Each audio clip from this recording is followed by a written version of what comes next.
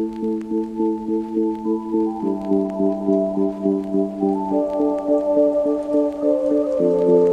to Mindset Talk No Jutsu. I'm Keetrick, and I want to be clear from the jump. This isn't just a podcast, this is a dojo. Because motivation is everywhere right now. Everybody's inspired, everybody's hyped, but very few people are training. A dojo isn't about hype, it's about repetition, correction, discomfort, humility. In a dojo, you don't just show up to feel good, you show up to get better. And that's what this space is for. It's not for scrolling, not for spectating, not for consuming growth like entertainment. This is for people who want to condition their mindset the way athletes condition their bodies. Because motivation fades, but training compounds. So if you're here looking for a quick hit of inspiration, this might not be your place.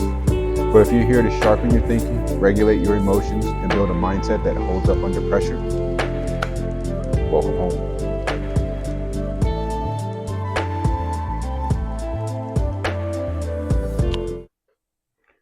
I didn't grow up watching anime like it was a cartoon. I watched it like it was a scripture. Because those characters weren't just fighting villains. They were fighting doubt and isolation, fear, and most of all, failure. They were showing consequences, sacrifices, and even patience. And for a lot of us, especially men, these stories are where we learn values before anyone ever sat us down to explain them. Anime was emotional rehearsal. It taught us how to stand back up after losing, how to keep going when no one claps, how to hold on to a dream when the world laughs in your face. That's not escapism, that's initiation. And the difference matters because escapism helps you avoid life. Embodiment teaches you how to live it. So when I talk anime here, I'm not talking nostalgia. I'm talking about the lessons that shaped who we became quietly before we ever realized it.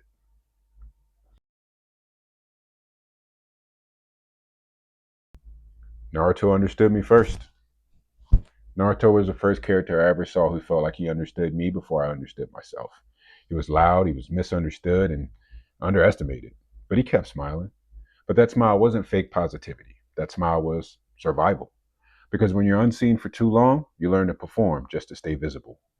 Naruto wasn't chasing fame, he was chasing acknowledgement. And that hunger, that's real. A lot of us didn't want applause. We wanted to be recognized. We wanted to be seen, chosen, counted. And when that doesn't come, you either shrink or you learn to overcompensate. Naruto chose to keep showing up. And that's why he hit different. Because deep down, a lot of us weren't trying to be heroes. We were just trying to matter.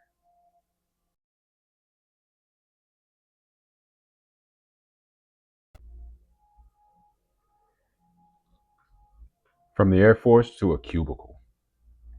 When I left the Air Force, I thought I was ready to take over the world. I had structure, discipline, leadership. Then the uniform came off, and suddenly, none of that mattered. I went from a respected role to a headset in a cubicle. And nobody tells you how quiet it gets when your title disappears. That's when I realized something hard. Structure can hide identity issues. Rank can distract you from purpose. When everything external falls away, you're forced to meet yourself. And that meeting, it's uncomfortable, but it's necessary. Because if your confidence only exists inside a role, then it was never confidence, it was permission. And real growth starts when you rebuild your self worth without applause.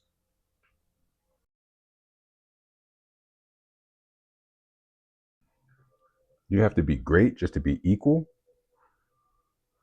A mentor once told me something that hit me in the chest. He said, Keetrick, you can't just be good, you have to be great. You show up with 3 strikes against you. You're young, you're black, you're tatted. We can make it 4 strikes if you want to count those locs. And in that moment, my soul wanted to square up. Because why is greatness the starting line for some people while others just get to show up? That pressure changes how you move. It makes you overperform, overthink, change up. And here's the hardest part. It's not succeeding. It's feeling like you have to succeed without making anyone uncomfortable. But here's the truth I had to learn. Excellence doesn't mean erasing yourself. It means refining yourself so precisely that bias can't deny your impact. Not quietly, clearly.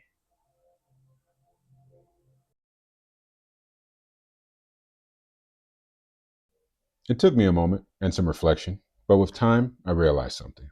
He was showing me the map. He wasn't cursing me. He was saying, the game is rigged, and here's how you beat it anyway. And that's the shift that matters, because resentment keeps you emotional, while awareness makes you strategic. Once you understand the battlefield, you stop arguing with reality and you start mastering it. Reality doesn't need your approval, it needs your strategy. And the moment I stopped taking things personally, I started moving intentionally. That's leadership. Emotional regulation before emotional reaction.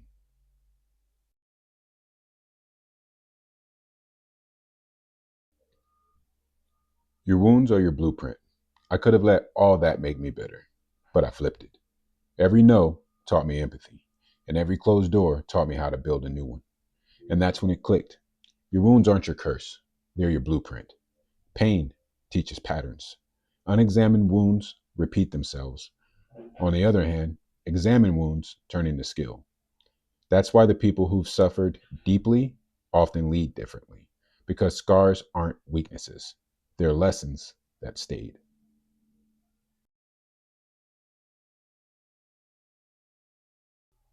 Gamin, enduring with dignity. Some battles don't look like battles. No noise, no audience, no medal waiting on the other side. Just you waking up, carrying what feels too heavy, and choosing to move anyway. There's a strength that the world rarely applauds. The strength it takes to hold yourself together when life is trying to pull you apart. In Japanese culture, there's a concept called gamen. It means enduring the unbearable with dignity, not suppressing, not pretending, not numbing, holding your form under pressure. Naruto lived that. And truthfully, so do a lot of us. Walking into rooms where you don't blend, carrying weight nobody acknowledges, learning how to be strong without becoming hard. That's emotional endurance, not white knuckling life, breathing in the fire without losing yourself. It's choosing composure when everything in you wants to collapse. It's answering life with steadiness instead of surrender. That's common.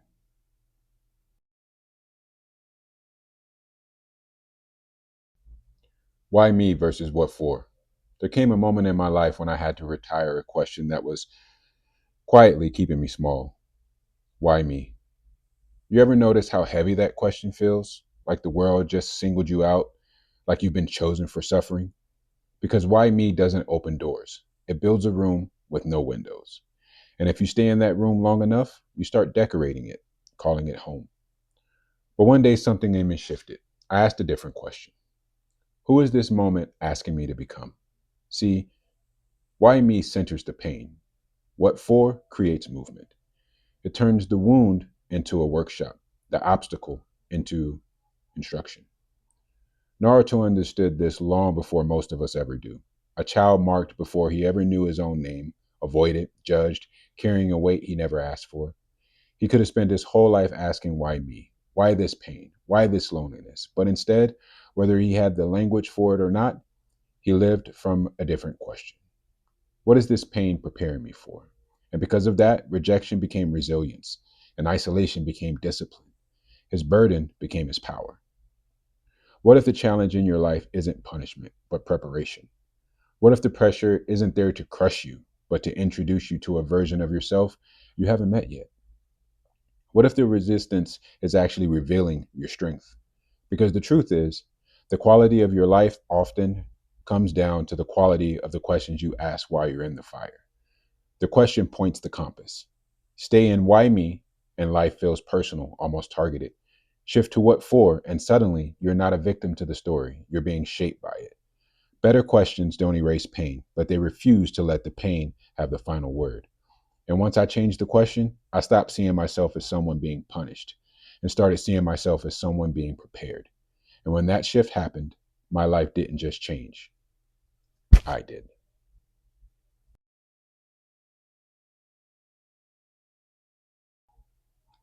Your origin aesthetic. For a long time, I thought leadership had a dress code, a look, a polish, a way you were supposed to present yourself if you wanted to be taken seriously. And everywhere I turned, it felt like the unspoken message was tone it down, smooth it out, be more digestible. But being young, black, and tatted and locked was never my limitation. It was my origin aesthetic. The very thing some people doubted became the signal. Because while a few questioned it, others saw possibility. They saw someone who didn't erase himself to enter the room. And suddenly, they felt permission not to erase themselves either. And that's when it hit me. Visibility is responsibility. The moment you stop shrinking, you quietly become a mirror for someone still learning how to stand tall. Every hero carries a mark. Naruto had the fox sealed inside him, the very thing people feared, whispered about, avoided. Before it was revered, it was the reason he sat alone. But that mark, it wasn't just his burden, it was his introduction. Because the thing that the world questions first is often the very thing you were meant to wield. So stop hiding what makes you different. Stop sanding down the edges of your story just to make other people comfortable. You are not designed for neutrality. That difference isn't noise, it's the signal. And someone out there, probably closer than you think, is waiting to recognize themselves in the courage you almost apologized for.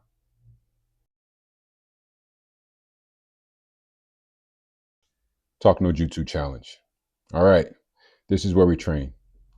Not someday, not when life calms down, not when you feel more ready. Now. This is your Talk No Jutsu Challenge, and I'll go first. Because no real teacher asks the student to do what they won't do themselves. For me, the dojo right now is consistency. Showing up when the excitement fades, recording when the numbers don't validate the effort yet, keeping promises to the version of me I said I was becoming. Some days it's discipline, some days it's messy. Some days it's just refusing to disappear. Because I've realized something. Confidence isn't built when people are watching. It's built in the quiet reps nobody applauds. That's my training ground right now. Here are my 4 strikes, the things some people might see as limitations, and the superpower hiding inside of each one. Strike number 1, being young. That comes with strength, agility. I can adapt, experiment, grow faster. Strike number 2, being Black. Perspective. I see the world and its systems differently, and I can lead from the truths others might overlook.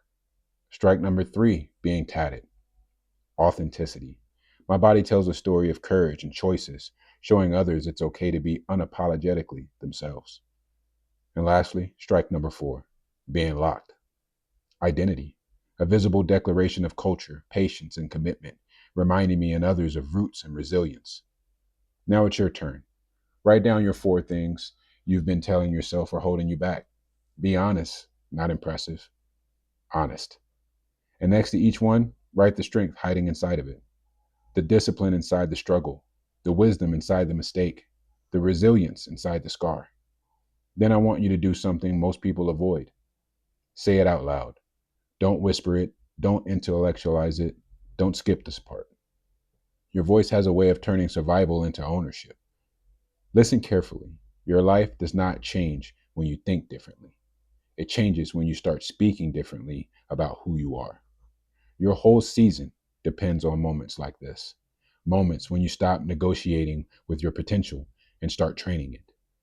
Because owning your story doesn't mean pretending it was easy.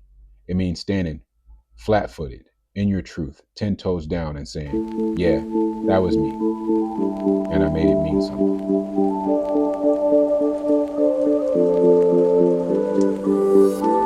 All right, warriors, that's a wrap on today's dojo session. Now it's your turn. I want to hear your Talk No Jutsu challenge, your 4 strikes and the strengths hiding inside each one. Drop it in the comments for me, share it, post it, send it, let it be seen. Why? Because the dojo isn't just my space, it's our space. And your challenge could be the spark that trains someone else's mindset, strengthens someone else's resolve, and just shows them that they're not alone. I'm going to feature some of your 4 strikes on an upcoming episode, maybe even an entire episode with 10 warriors just like you, stepping into their truth. So don't hold back, be brave, be honest, step into your story. And remember, the name of the dojo, Mindset Talk No Jutsu. This is episode 1, but don't go anywhere. Episode 2 is coming, and it's going to take us even deeper. Stay tuned, keep training.